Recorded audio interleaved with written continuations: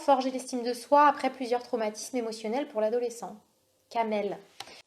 En fait, c'est pas une question de forger l'estime de soi après plusieurs traumatismes. Enfin, moi, je le dirais pas comme ça. C'est-à-dire que, justement, en fait, étant donné que les différents traumatismes, souvent, en fait, c'est des traumatismes parce qu'ils ont mis des émotions douloureuses à l'intérieur du cœur de la personne et ils ont mis des croyances négatives à l'intérieur du cœur de la personne. Donc, ils ont mis des croyances du style je suis pas à la hauteur, je suis nulle, je suis moins que rien. Et c'est ça, en fait, qui va faire que une personne va avoir une mauvaise estime d'elle-même. C'est parce qu'en fait, il y a des événements qui ont mis des croyances négatives à l'intérieur de son cœur. Et tant que ces blessures liées à ces événements ne sont pas soignées, bah, en fait, à l'intérieur de son cœur, elle pense encore qu'elle est nulle, qu'elle n'est pas capable, qu'elle est inintéressante.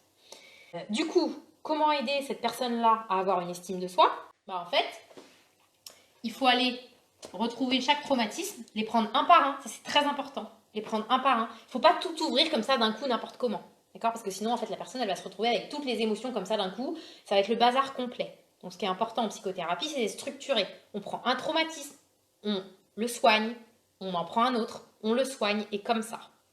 Donc on va prendre un traumatisme, on va aller voir exactement quelles émotions la personne a encore à l'intérieur de son cœur par rapport à ce traumatisme. Ok, quand vous pensez à la mort de votre maman, vous ressentez quoi?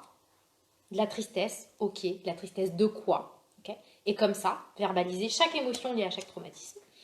Et vérifier s'il n'y a pas des croyances négatives liées à ce traumatisme-là. D'accord? Exemple, donc par exemple, si c'est ma maman est morte, je ne sais pas pourquoi je prends encore cet exemple-là, et ben du coup, il peut y avoir une croyance à l'intérieur, je suis pas à la hauteur parce que j'aurais pu la sauver.